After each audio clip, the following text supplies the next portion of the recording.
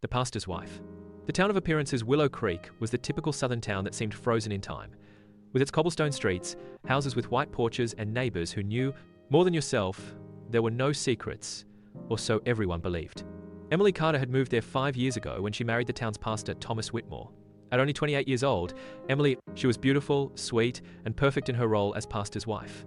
She organized events, cared for the children of the congregation, and always had a ready smile.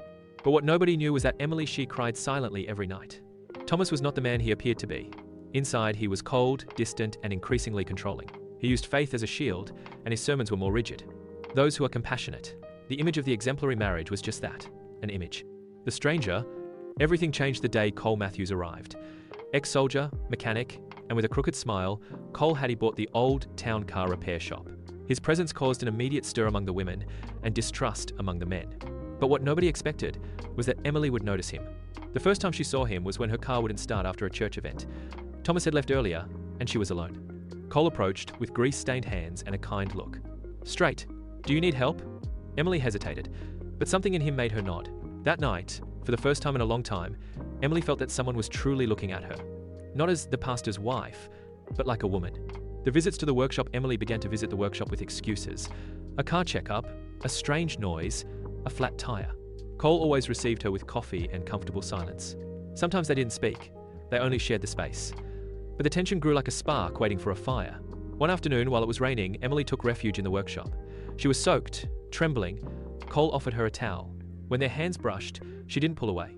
"Are you all right?" he asked, looking at her with sincere concern. Emily didn't respond. She just hugged him, as if she needed. He contacted her so as not to break, and he held her. The forbidden what began as a whisper became a stifled cry. Emily and Cole began a secret relationship. She knew it was a sin. I knew that her husband was a shepherd, and that, if someone discovered him, her life would be ruined. But in Cole's arms, she felt alive. They were in an abandoned cabin outside the town. Yes, between furtive kisses and impossible promises, Emily remembered who she was before getting married.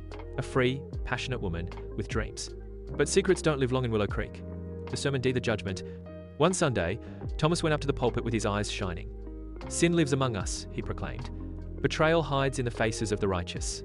But God sees everything." Emily without heat tied a knot in his stomach. Did he know? That night, Thomas didn't speak. He only left an open Bible on his table. A passage underlined in red, "Your sins will find you out, and you will be judged." Emily wanted to escapade, to run away with Cole, but Thomas had everything under control. The secret of Thomas.